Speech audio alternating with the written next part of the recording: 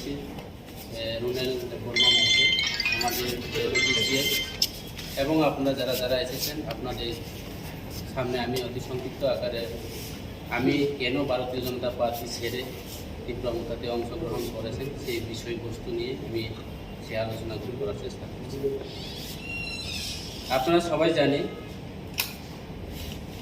গত স্বশাসিত জেলা পরিষদ নির্বাচনে আমি বেশি দূরে যাব না। গত স্বশাসিত জেলা পরিষদ নির্বাচনে সারা ত্রিপুরা রাজ্যের যতজন এমডি সিট থেকে সবচেয়ে বেশি ভোটে আমি জয় হয়েছে, সেটা আমাদের যতজন এমডিসি ছিল সেই ভোট পাইনি। কারণ আমার দৃঢ় বিশ্বাস, আমার গত 2018 বিধানসভা নির্বাচনে আমাদের যে পার্টি ভারতীয় জনতা পার্টি, আমার পূর্ব বক্তা আলোচনা করেছেন, আমরা গত 2018 বিধানসভা নির্বাচন যে ভীষণ রকমের যে ইয়াগুলি, যে ডিমান্ডগুলি বা যে দাবিগুলি আপনারা সবাই জানি, যারা এখানে ইলেকট্রনিক মিডিয়া আছে, আপনাদের সামনেও ওই আমাদের নেতৃত্বরা তৎকালীন আলোচনা করেছে যে আমরা 25 বছরের কমিউনিস্ট যা করতে পারিনি, আমাদের ভারতীয় জনতা পার্টি নতুন সরকার প্রতিষ্ঠাতা হলে পরে আমরা 3 বছরের মধ্যে এর 100 গুণ উন্নয়ন করব। কাজে বর্তমান আমাদের 5 বছর পরিপূর্ণ হতে আর মাত্র 4 মাস বাকি, 4-5 মাস বাকি। এই 5 বছরের মধ্যে আমরা 5 বছরও বলা যায়, এখন ইলেকশন ভিলেজ কমিটি নির্বাচন আসছে, আমার পূর্ব বক্তা আলোচনা করেছে আমাদের ডেপুটি সিএম, এবং বিধানসভা নির্বাচন গনিয়ে আছে দিনের পর দিন।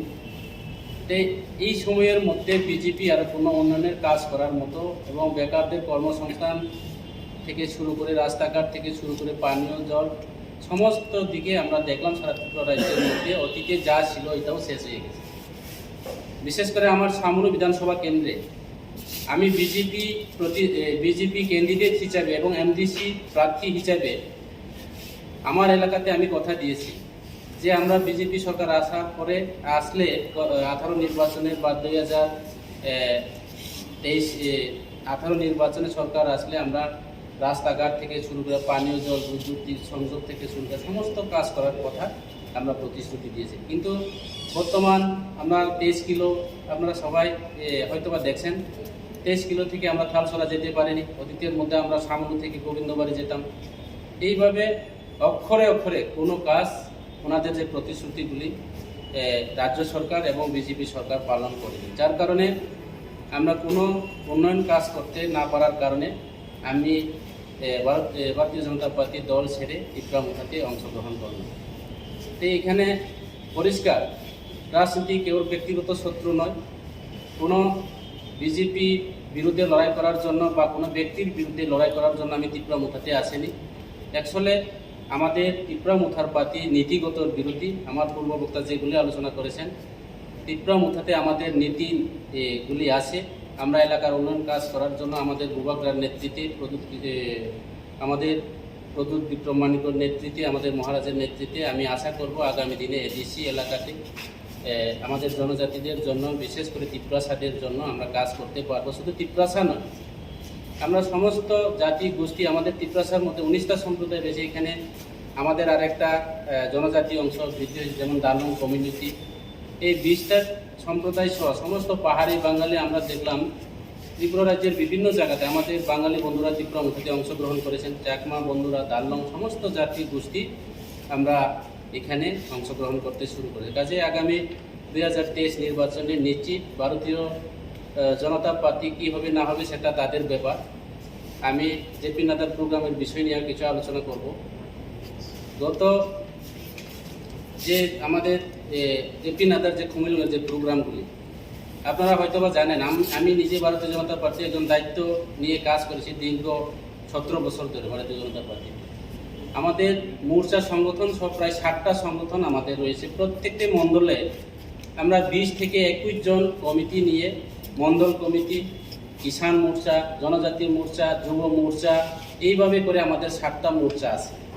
এই 7টা মোর্চা প্রত্যেকটি বিধানসভা বা প্রত্যেকটি অ্যাসেম্বলিতে যদি আমরা 7টা মোর্চা হিসাব করি, ম্যাক্সিমাম আমাদের একটা বিধানসভার কেন্দ্রে 140 জন আমাদের কার্যকর্তা থাকার দরকার। তাহলে আমি বলবো, যেদিন কুমিল্লার প্রোগ্রামের মধ্যে বিজেপির নেতৃত্বেরাই আসেন, যদি বিজেপির নেতৃত্ব 60টা বিধানসভা যদি আমরা ইনটু দিয়ে বা হিসাব করে দেখি, প্রায় 8,000-এর ঊর্ধ্বে আজকে কুমিল্লার মধ্যে সমাগম হওয়া দরকার ছিল বা এখানে সামিল হওয়ার দরকার ছিল।